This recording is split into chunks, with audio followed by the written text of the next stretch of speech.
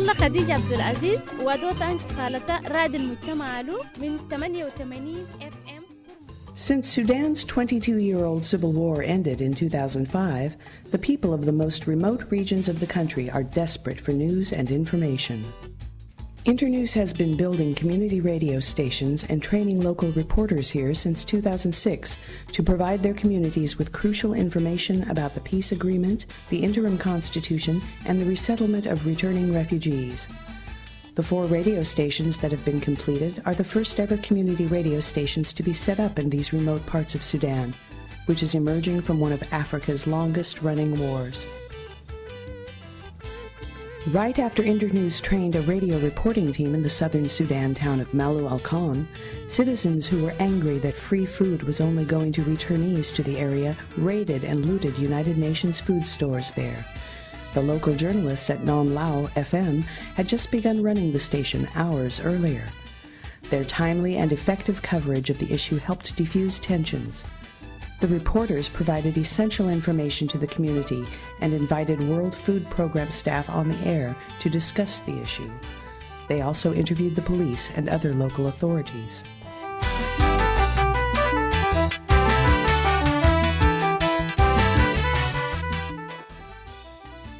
With the low literacy rate in Sudan, radio is the most effective way to provide a voice to the voiceless.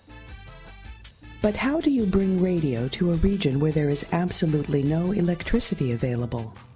Solar and wind are helping power 4 new radio stations that Internews has set up in southern Sudan. Backup generators recharge battery cells on cloudy days.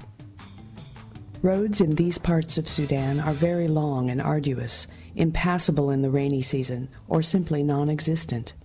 All equipment has to be flown in on small planes. At the Kauda station in the Nuba Mountains, Internews hired more than a dozen women to carry more than 1 ton of equipment up the mountain to the remote transmission site, a site that is entirely powered by solar and wind-generated energy. The batteries can weigh up to 64 kilos, or 140 pounds. The solar panels must be installed not only where they get the best sun, but also where they won't be damaged by roaming goats and cows. The stations currently broadcast 6 days a week, 8 hours a day, in at least 10 different languages. Journalists are hard to come by in rural South Sudan. At the station in Kurmuk, all 5 staff members were recruited solely on the basis of their enthusiasm and a strong desire to learn. They had to be trained from scratch. Sami Mariah is a professional journalist from Kenya who was trained and mentored by Internews. He is working with the Kurmuk team to help launch the station.